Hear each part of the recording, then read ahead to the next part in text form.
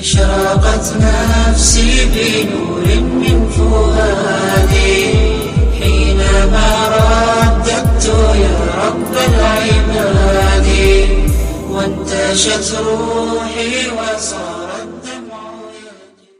الحمد لله وكفى وسلام على عباده الذين اصطفى أما بعد فأعوذ بالله من الشيطان الرجيم بسم الله الرحمن الرحيم وأوحي إلى نوح أنه لن يؤمن من قومك إلا من قد آمن فلا تبتئس بما كانوا يفعلون صدق الله العظيم.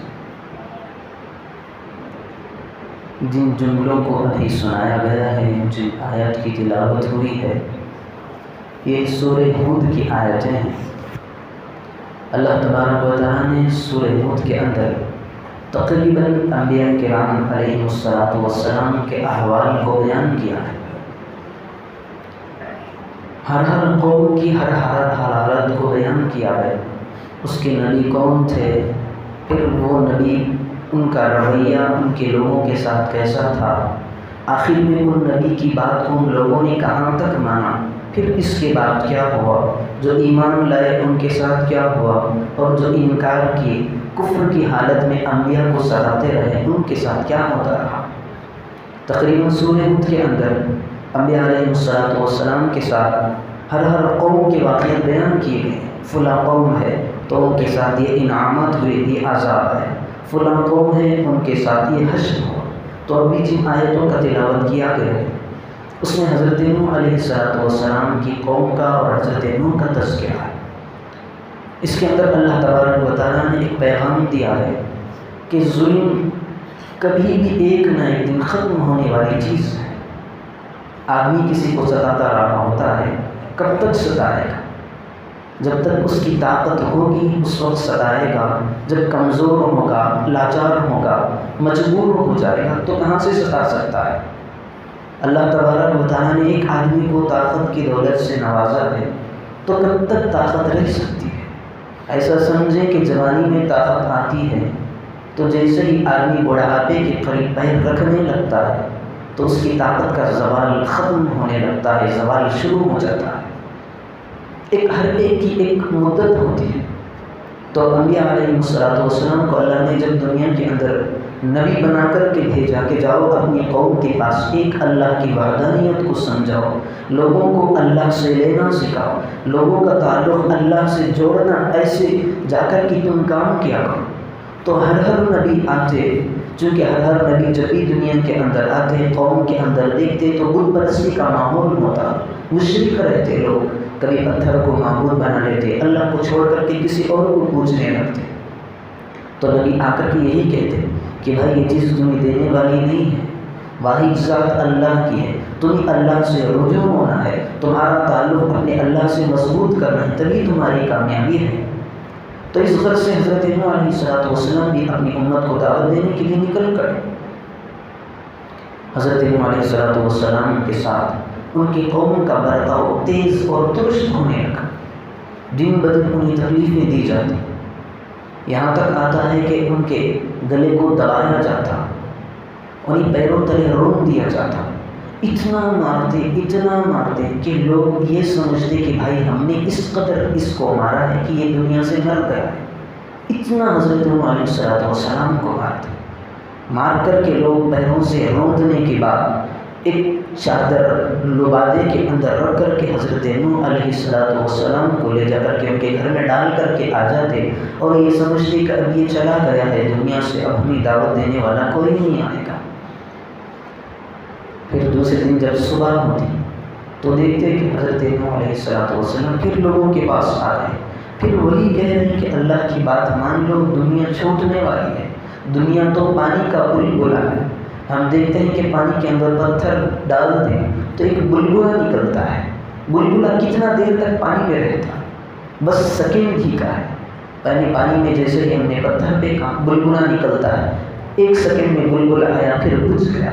تو حضرت نوح علیہ السلام قوم کو سمجھاتے کہ جو تم دنیا کے اندر آئے ہو، قدم رکھے ہو، سانسیں لے رہے ہو، یہ بس پانی کے بلبلے کی طرح ہے. کبھی بھی تمہاری سانس رک سکتی ہے، تمہارے دنیا سے جانے کا فاصلہ صرف ایک سانس کا ہے، اگر تم اس میں اللہ کی نافرمانی کرتے رہو گے تم ہمیشہ ہمیشہ کے لیے تمہیں دوزخ کے اندر رہنا پڑے گا۔ لیکن قوم بھی کہاں سے مانتی، جن کے باپ دادا مشرک تھے، جاہلانہ رسم و رواج ان کے اندر گھر کر گئے تھے، تو قوم ماننے کے لیے تیار ہوئی۔ حضرت نوح علیہ السلام کے زمانے میں ایک بوڑھا جا رہا تھا جسے چلنے کی طاقت نہیں تھی، چلنے کی قدرت نہیں تھی، ہاتھ میں ایک لاٹھا لے کر کے نکل رہا تھا، ساتھ میں اس کی کاندھے کو پکڑ کر کے اس کا بیٹا لے جا رہا تھا۔ اب وہ بوڑھا دنیا سے جانے کے قریب ہے، تو اس نے اپنے بیٹے سے کہتا ہے جو ادھر آ رہا ہے اس کی بات کبھی نہ ماننا، یہ تو دیوانہ ہے، مجنون ہے، پاگل ہے، اس کی بات نہیں ماننا۔ جو اس کا جوان بیٹا تھا، طاقتور تھا، باپ کی بات اس کے دل کے اندر اثر کی، تو اس نے اپنے باپ کی لاٹھی لے کر حضرت نوح علیہ السلام کے سر پر اس قدر مارا کہ حضرت نوح علیہ السلام کا سر بالکل زخمی سے ہو کر کے پھٹنے لگا۔ حضرت نوح علیہ السلام گر کر بے ہوش ہونے لگے۔ پھر جب حضرت نوح علیہ السلام اٹھے تو اللہ تبارک و تعالیٰ نے کہا ہم نے ان کی حالت کو دیکھی، ارے یہ تو ایمان والوں کے پیچھے اپنی دنیا برباد کر رہے ہیں، انہیں ضرورت اتنی کیا ہے؟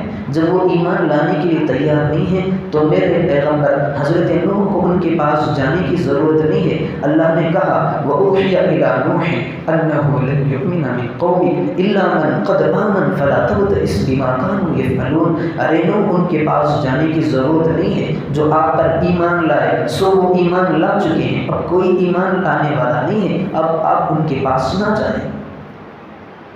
اگر آپ ان کے پاس جائیں گے تو خواہ مخواہ اپنی دنیا کو برباد کر رہے ہیں، وہاں پر گالیوں کی بوچھار برسائیں گے، آپ کی بات کو ٹھکرائیں گے، آپ کی بات کا انکار کریں گے، آپ کو پتھروں کی بارش برسائیں گے، آپ پر لاٹھیوں سے وار کریں گے، پتہ نہیں کس کس طریقے سے آپ کو طرح طرح سے سزا دیتے رہیں گے، آپ ان کے پاس نہ جائیں۔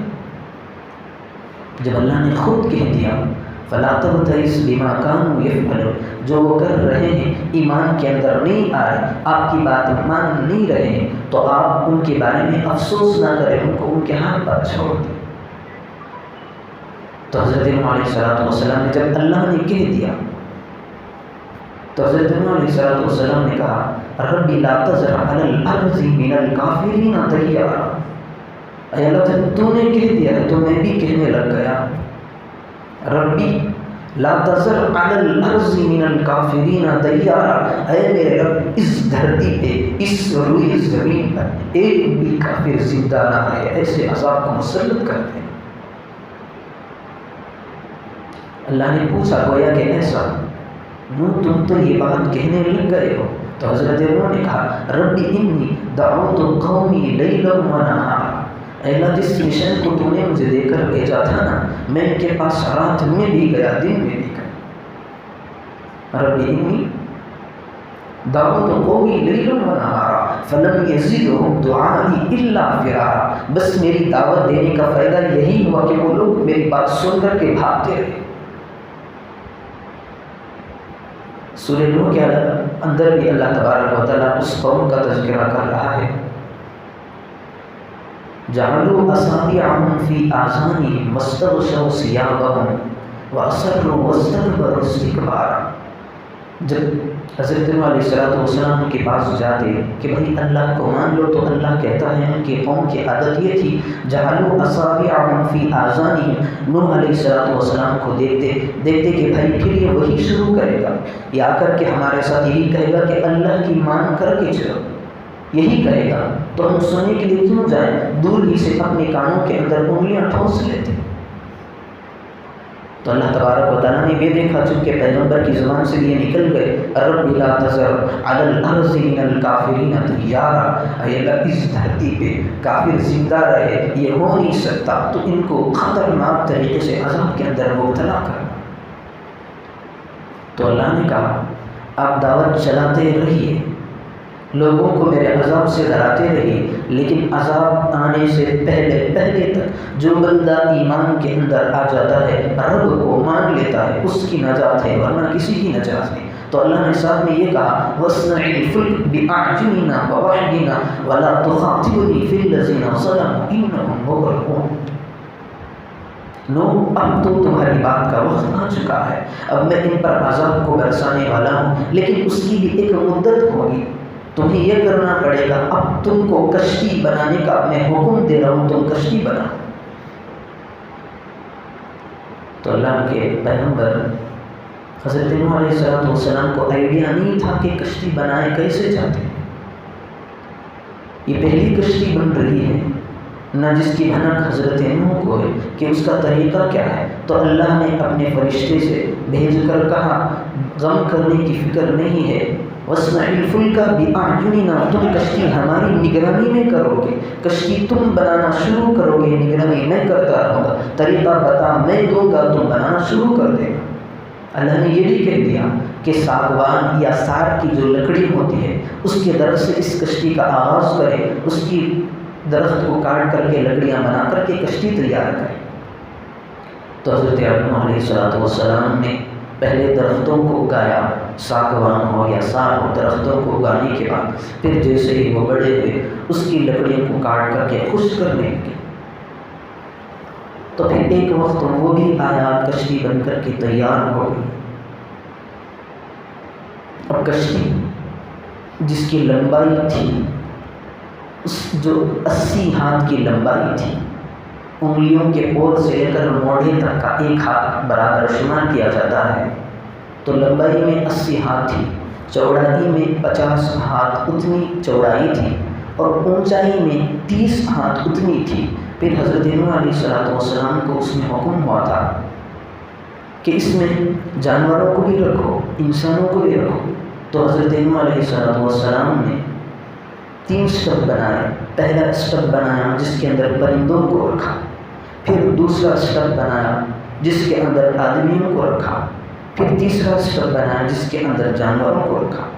اب رکھنے کے بعد اللہ نے کہا اب عذاب نازل ہونے والا ہے، تیاری کر لے۔ جو کشتی میں آ گیا وہ محفوظ رہا، جو کشتی سے باہر نکل گیا، جو کشتی کے اندر آنے سے انکار کر بیٹھا تو وہ سمجھنے کے تباہ ہو گیا۔ تو اللہ کہتا ہے فَلَمَّا جَاءَ أَمْرُنَا وَفَارَتِ النُّورُ، جب ہمارا حکم ہوا زمین نے چشموں کو ابالنا شروع کر۔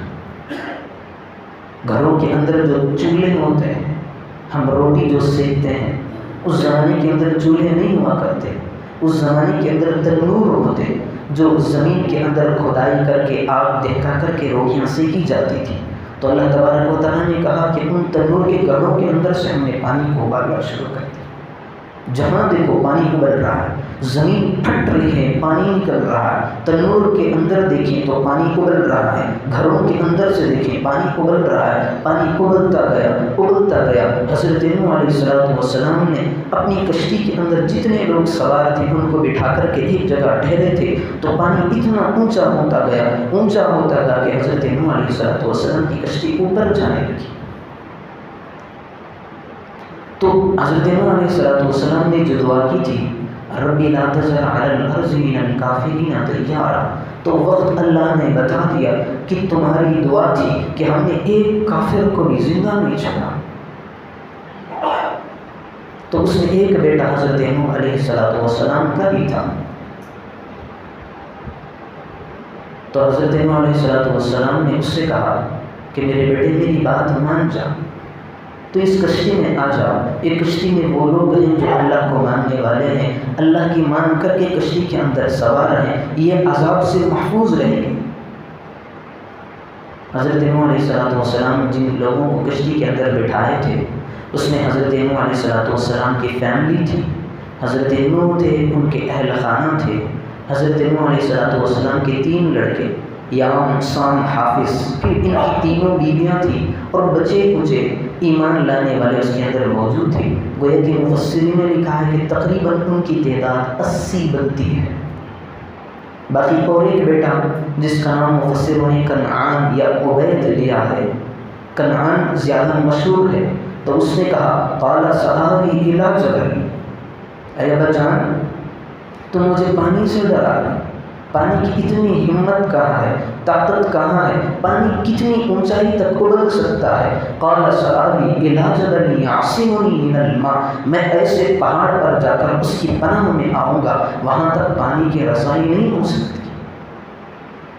حضرت نوح علیہ السلام نے کہا کہ بیٹا جو تو سمجھ رہا ہے وہ زلزلہ نہیں ہے، یہ وہ طوفان نہیں ہے، اس طوفان کو اللہ نے اگایا ہے۔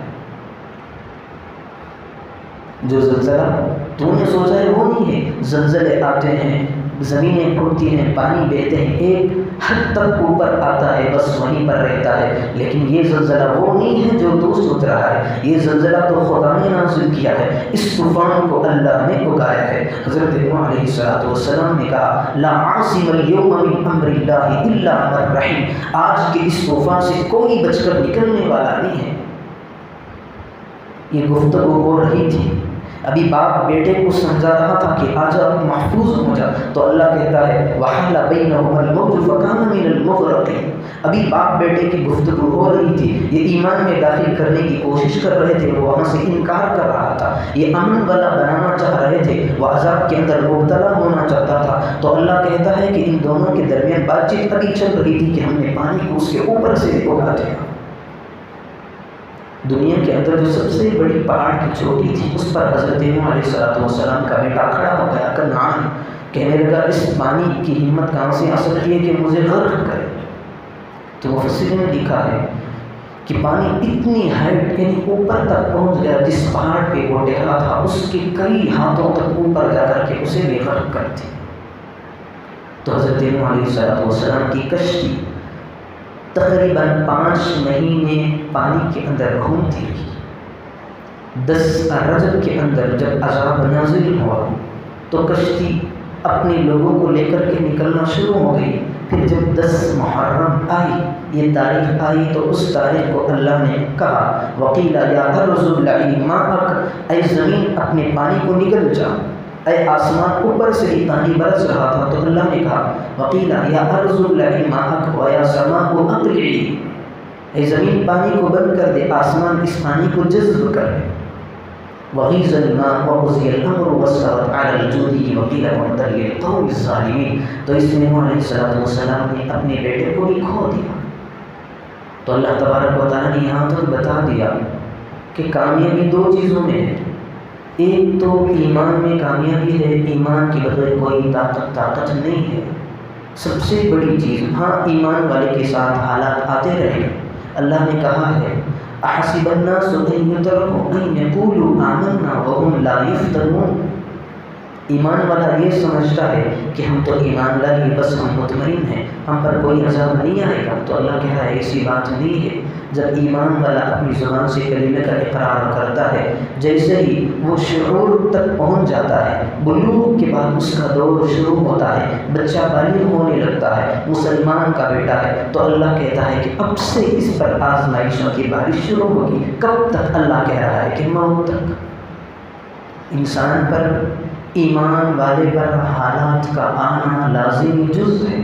ہاں حالات کو روکنے کے لیے اللہ نے دوسری چیزوں کو بتایا ہے، لیکن حالات تو انسان کے موت تک آتے ہیں۔ پھر آگے اللہ تبارک و تعالیٰ سے حضرت نوح علیہ السلام نے کہا، جب بیٹا غرق ہو کر تباہ ہو گیا تو اللہ نے کہا اے اللہ، تو نے مجھ سے وعدہ کیا تھا کہ تو میری فیملی کو، میرے اہل خانہ میں سے کسی کو عذاب نہیں دے گا، تو نے میرے بیٹے کو ہلاک کر دیا۔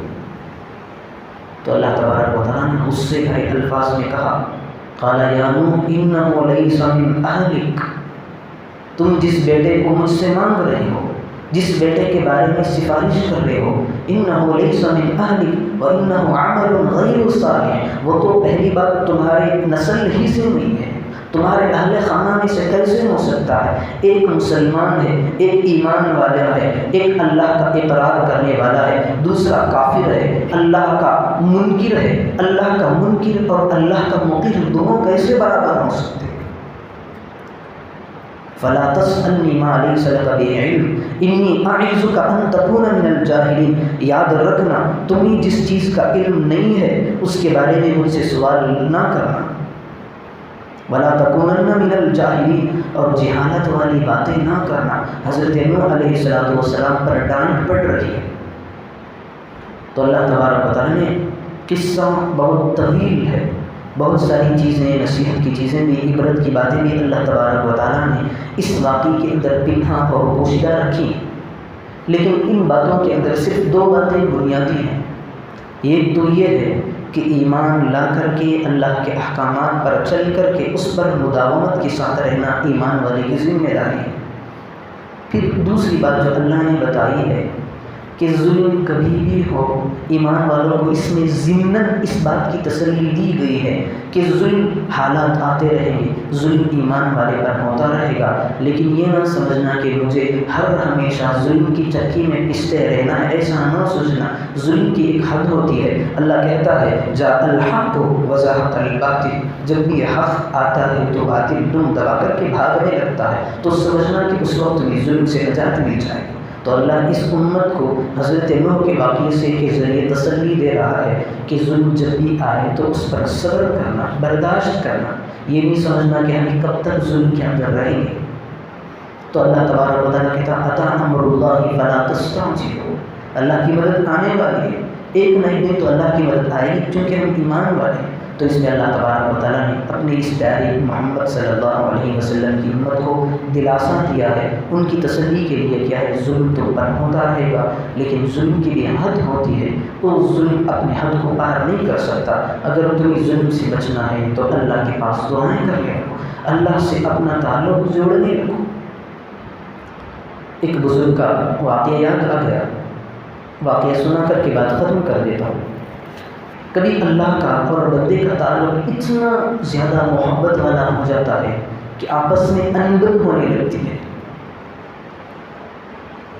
ایک مرتبہ ایک زمانے میں ایک بزرگ رہا کرتے تھے، لوگوں نے ان سے پوچھا، ان سے آ کر کہا کہ حضرت ہمارے لیے دعا کر دیں۔